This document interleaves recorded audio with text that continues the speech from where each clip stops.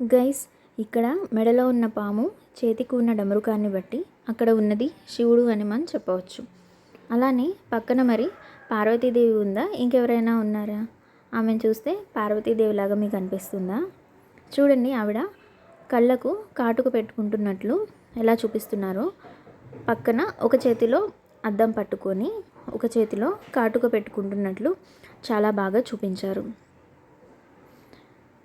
శివుడి వేషధారణ కానీ, ఆమె చేతికి ఉన్న గాజులు, ఆమె వస్త్రధారణ కానీ ఎంత క్లియర్గా చెక్కారో చూడండి. అసలు ఈ శిల్పంలో కాటుక గురించి ఎందుకు చెప్పాలి మరి మనకు? నిజానికి కాటుక పెట్టుకుంటే మనకు నరదిష్టి అనేది ఉండదు, అలానే నెగిటివ్ ఎనర్జీస్ అనేవి మన దాకా రావు అనేది ఒక నమ్మకం.